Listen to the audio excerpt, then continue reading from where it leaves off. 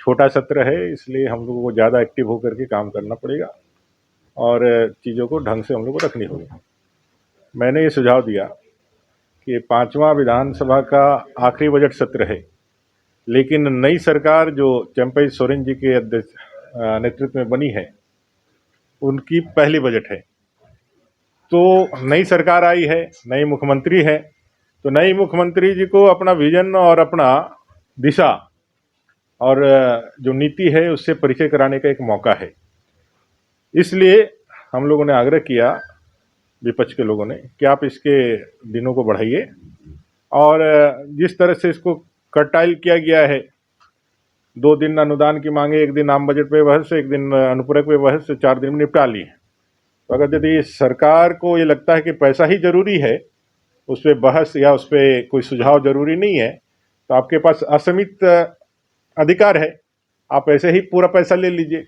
अब इसको कोरम और इसको दिखावा करने का क्या दरकार है। हम लोगों ने ऑब्जेक्शन दिया है, लेकिन मुझे नहीं लगता है कि हमारी ऑब्जेक्शन या हमारे सुझाव को वो ग्रहण करेंगे। कुल मिलाकर के यह बजट सत्र नहीं, ये डर का सत्र है। डर उनको खुद से है, उनके आत्मविश्वास में कमी है, एक दूसरे पे भरोसा नहीं है।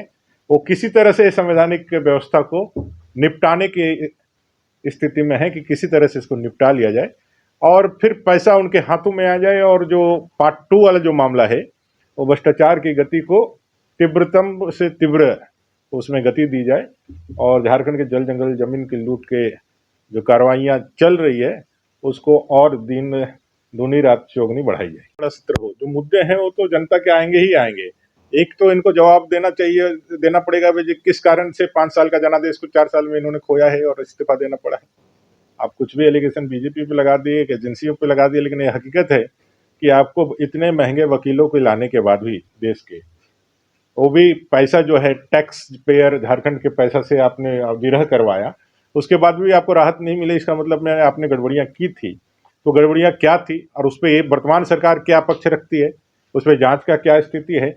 जेसीसी सीजीएल में जिस तरह से अपराध हुआ है, हम लोगों ने डे फर्स्ट से कहा है कि एसआईटी की जांच जो है वो छोटे मछलियों तक ही होगी। जब इसका दायरा बढ़ करके जो इसमें इन्वॉल्व लोग हैं, जो व्हाइट कॉलर तक हैं, जो मंत्रिमंडल तक जाता है, वहां तक जब इसके गिरवान हाथ पहुंचने लगेगा तो एसआईटी की जांच को या तो धीमी कर दिया जाएगा, इसको डाइवर्ट कर दिया जाएगा।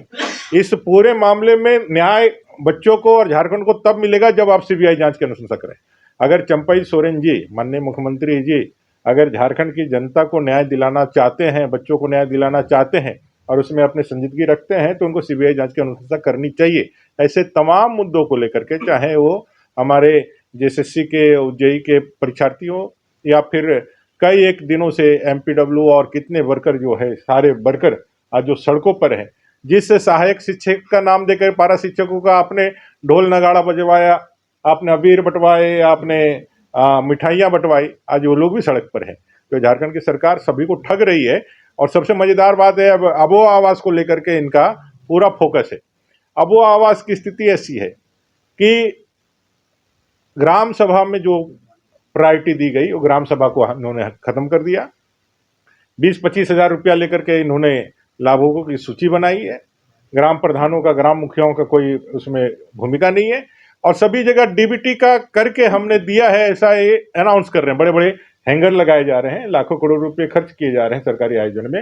लेकिन हकीकत यह है कि आज तक, जब हेमंत जी मुख्यमंत्री थे और उन्होंने सिमडेगा के आसपास में कहीं पर एक कार्यक्रम का शुरुआत किया था, वो चला, आज तक जब चंपई सोरेन जी 3 जगह जा करके प्रमंडल में इसका जो घोषणा किए हैं डीबीटी, जब प्रधानमंत्री जी डीबीटी करते हैं तो 1 घंटा के अंदर, आधा घंटा के अंदर, 24 घंटे के अंदर लाभुकों के खाते में पैसा जो है ट्रांसफर हो जाता है।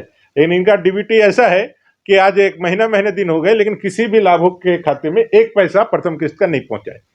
आपको याद होगा मुख्यमंत्री आमंत्रण कब हुआ था और उसमें विजेता के लिए 6 लाख का डमी चेक दिया गया था। वो डमी चेक डमी ही रह गया है, आज तक उसके विजेता के खाते में 1 पैसा नहीं गया है। तो आप समझ सकते हैं ये सरकार, ये गठबंधन का ही डीएनए ठग कर रहा है। वो ठग करके सरकार एक गठबंधन में आई थी और अभी भी ठगी का काम कर रही है। और जब सरकार के यहाँ इस स्तर से यदि इस तरह का ठगी करने का काम हो, तो सरकार का भगवान ही मालिक है।